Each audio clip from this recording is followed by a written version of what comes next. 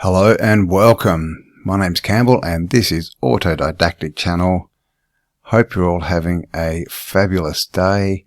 And today I wanted to take a bit of a look at the 1904 World's Expo and some of the expositions that they had there and how it was all about introducing the new narrative basically to the new population. So what we have on the screen here though is a map. Now this is from 1497, might be an I, hard to tell with this one. And this is obviously of the Americas. Now if we come down to the tip of South America here, first of all you'll see Tierra de Patagones, and these are, as you'll see here, Gigantum Regio, so the region of the giants, and clearly you can see that these guys are much larger than this guy. And also something else we see in so many of these old maps is, this channel, how close South America is to, this landmass, what we're told is Antarctica. And it's called Tierra de Magellan's Meridian, so Magellan's Meridian here. It's normally called Terra del Fuego, like the land of fire though. And of course Terra D is land of, so yeah, land of the Patagons. And up here you can just see how built out all these circles of cities, just everywhere. But we do have these depictions, of the natives are looking very primitive, these people. As you can see, it looks like we've got a bit of cannibalism as well drawn in here. I've got the region of Brazil. We've got a very big dog here. But yeah, just cities everywhere. Look at this river. I'm guessing that's the Amazon. That's huge. And then basically, yeah, so we've got all the way through Central America, cities everywhere. This is, I'm guessing, Tiwanaku, the city in the lake where Moctezuma was taken out. And as you'll see here, California is still partly an island, California there. And then up here, all this is unexplored at the moment, but you can see there's all these different peoples, or, what they like to call tribes, already inhabiting this whole area. We have this familiar scene, these people flying in with their technasmia, or, should we say, coming in by water. And up here we have Norimberga, or Norimberga as it's spelled here. And this is, it looks like it's a region here. It's normally talked of as a city. A big city. There's some interesting descriptions of it. Buildings with domes and pillars, people wearing, gold armbands and things, and seeming fairly advanced. So that was there in this map. And of course, yeah, they've only just sort of come down the side here. And I'm guessing this is New York up here somewhere, or New Amsterdam as it was called. So yeah, just thought I'd show that map. I'll leave a link to this in the description as well, so go and check it out. It's quite interesting. I'm not sure what it says down here. It's got a different date, I-562. Well, there you go. Alright, so let's jump in and check out the exhibitions at the 1904 World's Fair.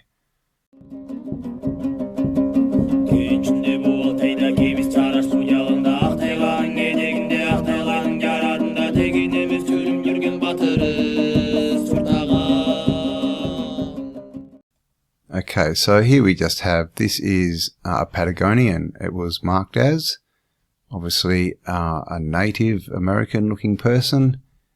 And these people were basically put on display, is what was going on in 1904, and put on display by these people. So this is actually, I'm not sure which one, but one of them is Franklin D. Roosevelt's wife. One of these ladies, I'm guessing. And this is, of course, all the gentry, the top hat men who are sitting around, who have reclaimed all this architecture that they've found, this city. And what do? They go and collect up as many different peoples as they can, and they display them to, to give us a new narrative, basically. These are from the Philippines, these people. And of course, look, they're in shackles.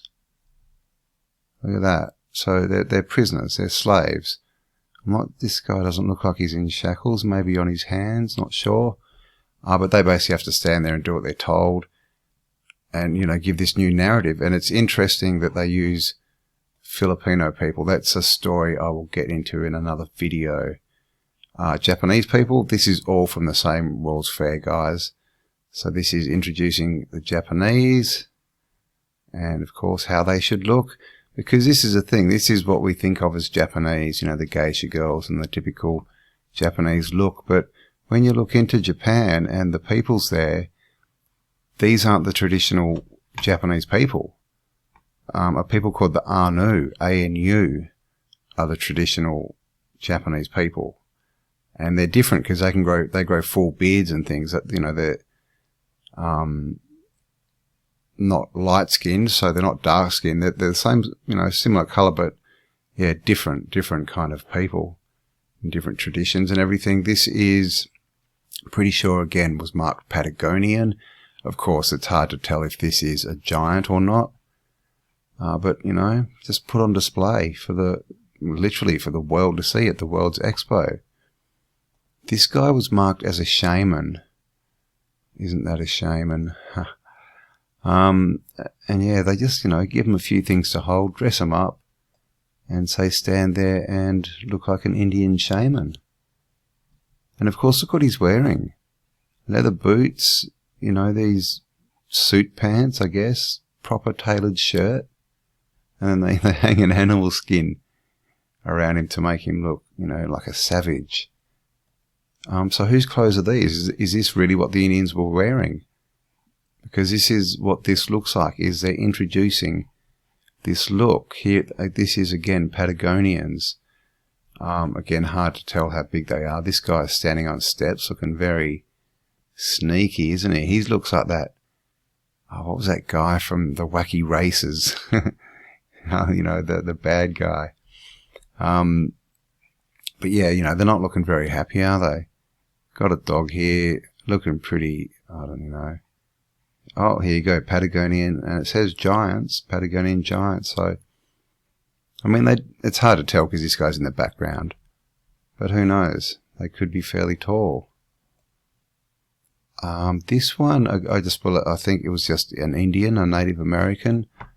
I'm not sure which tribe, but again, look at this. What's that? A tunic? It doesn't look like what we're told the so-called natives were wearing. This is another Indonesian exhibition at the World's Fair. And of course, again, they've got to sit up and they've got to play music and act the part. This is where we live, this is what we wear, this is our instruments. We're pretty primitive because it's all just wood and string. But is that the truth, or is this a narrative that's being introduced because they may have gone in and the old world may have been destroyed, let's just say that. Again, Native American Indians. This guy is called a chief. He doesn't look old enough to be a chief, though, does he?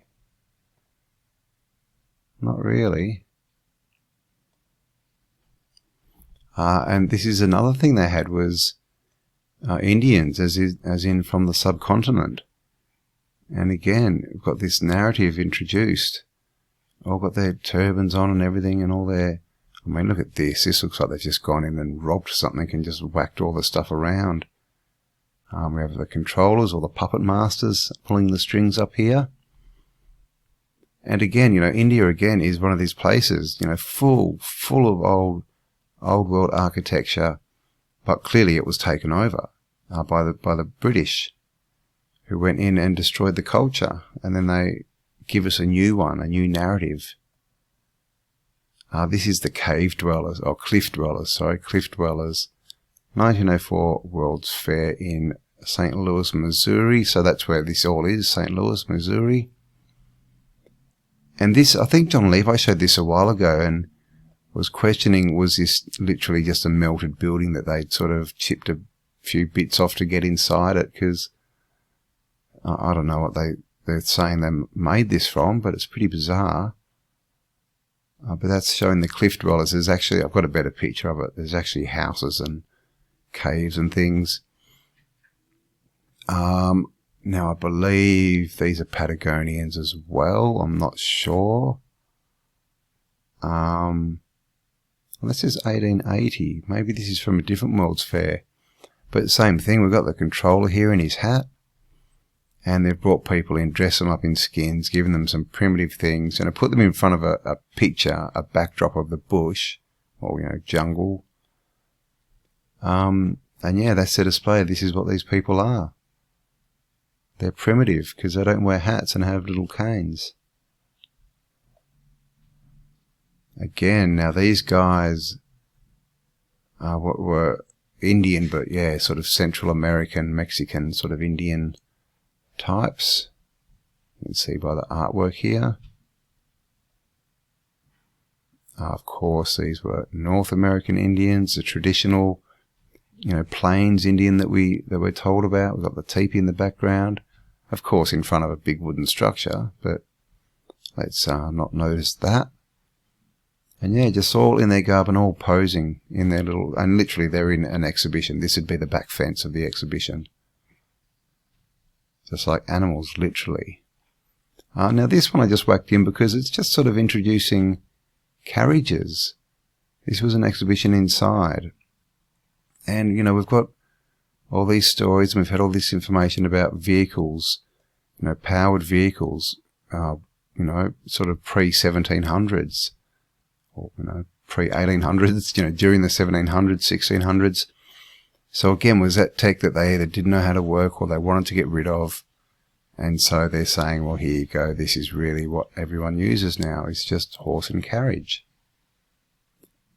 Now this one, I think they're saying that these guys are Mongolians, I believe. But you can see again, it's just a complete setup scene. Photo opportunity. This is what these people look like. This is their traditional dress, their hats, their everything. And of course the controllers in the foreground here, making sure it's a good photo op. This is Mexican miner, and of course has to have the sombrero on, right? Because all Mexicans do. That's what they want us to believe. And he's got his little mine going here. Pretty primitive, but at least you can mine. And of course in the background again, the hat man. Okay, so this is a pic of a Patagonian where you can see this guy looks rather large. Now this guy may be small, I don't know. If he's normal size, back in the day, just say he's 5'8" or so, 5'6", then this guy's got, he'd be a 7-footer. So not huge, but, fairly big guy. And they just dressed him up in tattered clothes and giving him this blanket that we see all through South America, this sort of design. Pygmies. This was marked as pygmies, and this is a pygmy hut. As you can see, it doesn't at all look like a couple of guys have just whacked some sticks together and covered it in bark. No, that's where pygmies live. And I've got another picture of a pygmy coming up. This is, of course, the traditional Plains Indians being introduced to the world. Not looking too happy about it. Probably lost all their lands, all their tech, everything, and now they have to stand here and look like this. Now, I was looking for this. This is clearly from a book, but I couldn't find the book. So I'll keep looking for it because it's obviously a book of photos from the World's Fair. Not sure. Ohio. It is from Ohio, 1904. And again, this is Eskimos introduced. The same thing, introducing the narrative. But yeah, that book. If anyone has it, let me know. Again, this is how we build houses. And this looks like they know what they're doing, and this could be, their traditional housing. After the cataclysm, they got reset and they were living in these. But clearly you can see this is in the World's Fair, and they're just building an exhibition. Again, to introduce a narrative. And this is just a page. I'll leave these links as well for you. This one's just a search for Anthropology 1904 World's Fair, and you can see like they literally had an Anthropology section, and this is, they just introduced all the different, and I think we saw that one, the Singaporeans, not Singaporeans, Indonesians. We've got another pygmy here, and they really just sort of introduce this story of these are these people, this is how they look, this is how they dress, this is a Pawnee Indian, and they come from certain areas, and this is their housing, and really sort of solidifying. Look at this, Kickapoo Indian. This guy, he's a Caucasian. What is going on there? Look at that guy, that's a Caucasian guy. He's got a moustache, not looking Indian. He's got his horns on, his bow, and just completely dressed up like a native Indian. And this photo in Wiki Commons, Kickapoo Indian. I always thought that was a, rather unfortunate name. Maybe they should just call them the Smelly Feet. But yeah, this is the same thing. Like this, just there's so much of it. These are the Igorots from the Philippine reservation in the Department of Anthropology. And again, they just get them out there, give them their clothes, tell them what to do. As we saw before, some of them were shackled. So, God knows what went on there. It was pretty much, no doubt, do what you're told or pay the consequences. More, at the playground. So this is the question. Is this all just a false narrative that's been introduced? Because you can see there's just all these different, peoples and races of peoples, and it's all about their dress, but they clearly set up photos. Just like we see in the Civil War photos and things. Pygmies. There you go. This guy's stolen his hat from someone. Maybe it was his hat and they just couldn't get it off him. Got a Russian guy here now. I'm just looking for one of a pygmy. They showed a pygmy with chiseled teeth, filed down teeth, and and was saying that he was a cannibal. But as you can see, this is all photos from the World's Fair, Anthropology Department, introducing the new narrative. This is the Cliff Dwellers. Okay, the Pueblo people. And isn't this great? We've got this, and straight into the dirt as well, this light pole running off electricity, and electric wires going across to this cliff dwell thing that they've made here. So, what is this? Did they build this? They could have built this. It doesn't, but it's 2 stories. It's got to be structurally sound. Maybe they've just covered old buildings. Who knows? But again, just a massive photo opportunity. This is where we live, Ladder Lane Central. They could build 2 stories, but they never worked out how to build stairways. Oh, that's great. So yeah, this is what I sort of wanted to show you. All these pictures of these different, Indians, different peoples, and they just show you this is how they look. Pawnee Indians, and these guys wear the big hats and, have their pigtails and things. So they called, braids. So yeah, just all a population introduced at the 1904 World's Fair. So I'll leave a link to this page so you can go through all these photos yourself. Spear throwing contest of the Igorot warriors. They're from the Philippines again. Now, the Philippines, I'll mention again, that's actually a big part of this story. And I will be putting that video out. I've mentioned it a few times. There's some pretty interesting information I've come across, and I will get that done soon. About the Philippines and why they have these Philippine exhibitions in America. Out of all, obviously they've got the Americas, They've got India, because that was a big thing at the time, and Japan, because they'd basically just gone in and taken those countries over. But why the Philippines? And this is just, I mean, look at the architecture. You know, this is what it was. A bridge leading to the Philippine reservations, Anthropology department. I mean, that's ridiculous. Look at this. Look at the work. Are they lights? I think they're lights under the arches. Light bulbs all the way across. Look at this massive, I mean, and how old does that look? Massive Greco-Roman front on it. Lights all up and down the bridge.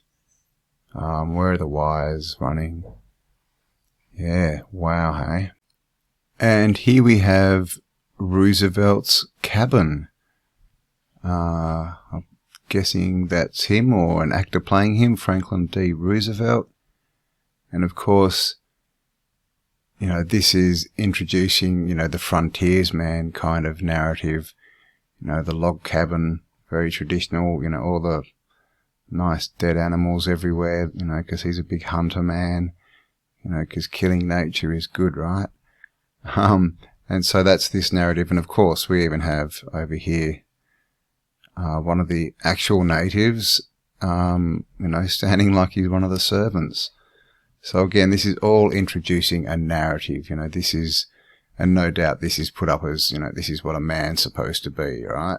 Yeah, I'm a big tough man. And the wife sits down and goes, yeah, he's big tough man. And this picture here is very interesting because it says Dormitory B or Liggett Hall, Washington University, on the grounds of the 1904 World's Fair. And as you can see, this is a complete mud flooder. And of course, I mean, look at the ground here. They've clearly been doing construction and grading it. I'm not sure what this is, a bucket or something. But yeah, just check out these windows that go straight into the ground. Everywhere. The whole way around. So this is clearly a sunken building. Now, curious to see that these steps are already put in to go up to the second level. So I'm not sure if that's new or, you know, what time period this was done. But clearly, I mean, this is a work site. So they say this is the 1904 World's Fair, Chicago, the site for it. But this building was clearly already there.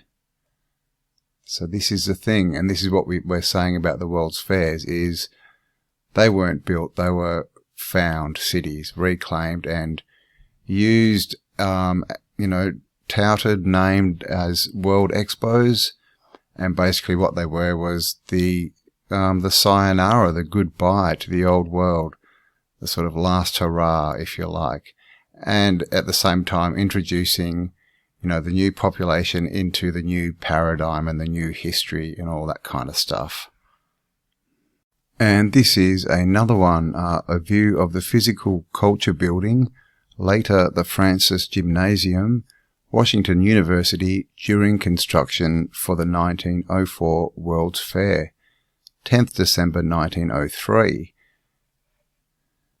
And as you can see, this is very similar to the last picture. Clearly they're doing, you know, groundworks, grading kind of works. We've got bits of, this looks like bits of pipe. See down the front here? Bits of pipe laying around. So has that been ripped out in the grading? Because it doesn't look new and ready to go in. You know, and this is, again, you know, the kind of, oh gosh, I don't know what that is. Looks like a hanging frame. But all the tech is wood, you know, bits of wood here, bits of wood there. But look at this building in the background. And again, you know, these windows are going straight into the ground. So this is the thing. And of course, I mean, look at that place. It looks like a castle. So they want us to believe that they were building buildings like this for a World's Fair that then they knocked over. And of course, the narrative is that these weren't even built of stone. They were just built of plaster and chalk, basically, a bit of wood. and they whacked them up and then knocked them over. Or so they say.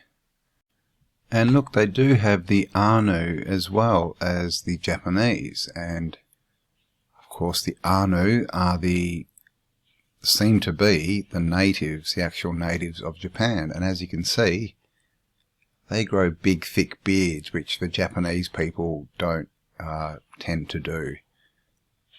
So there we go, the Anu people, and they are weaving. And here's another one, and as you can see, Anu group Aborigines of Japan.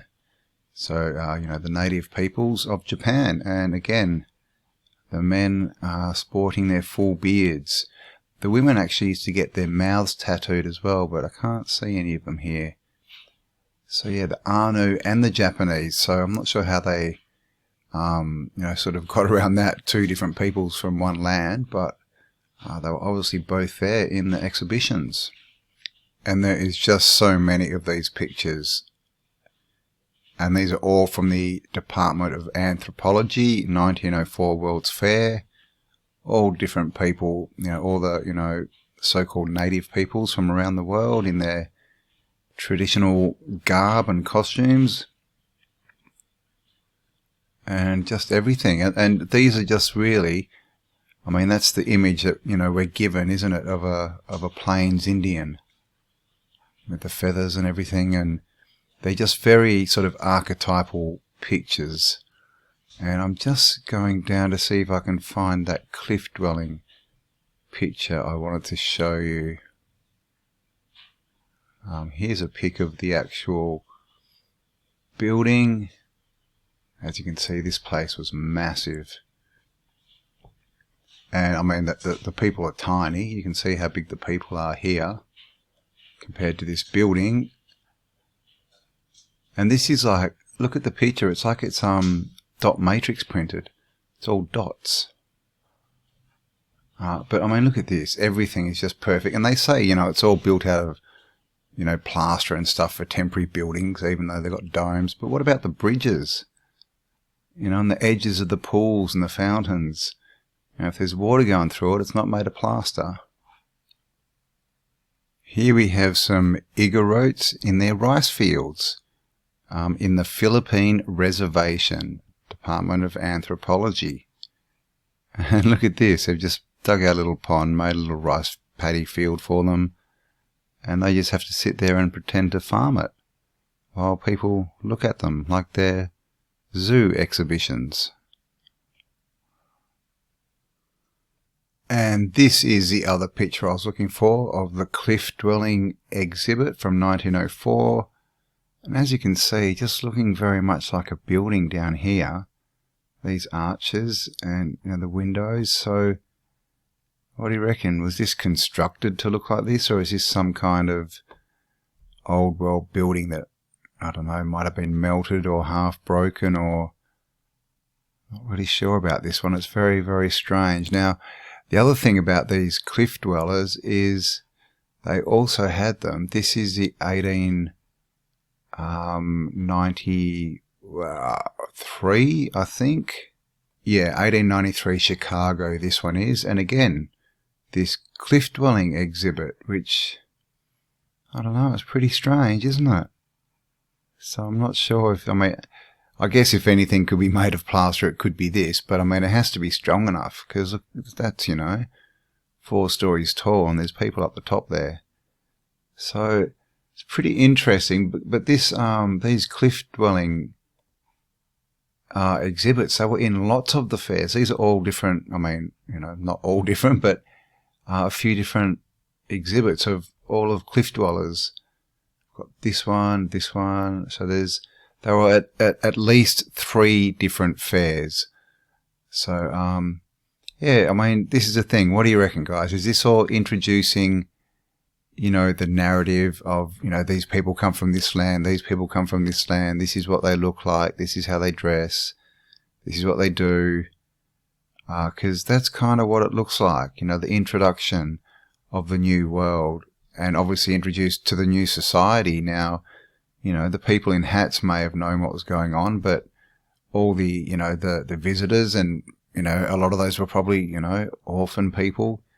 It was just, yeah, basically education for them, because we know that they actually did like have education, like things for kids and that, where they'd go with these little passes and get them ticked for learning certain things. So it was a full-on, you know, education, you know, re-education camp, really, is what it looks like. And because every single one of these pictures is a posed, you know, it's a posed picture. They're all set up, every single one of them. And how did they bring all these people into America? Where did they get them all from? I mean, you can't tell me they were coming willingly. What did they do? Just fly, you know, get a ship and just go and steal people? Very interesting. And also down here, I'll leave this link for this page.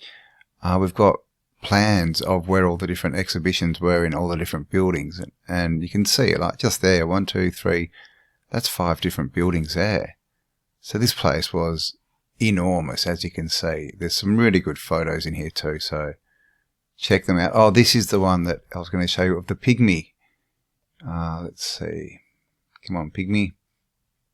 It says Ota Benga, sharpened teeth with spears. Before they were saying he was a cannibal.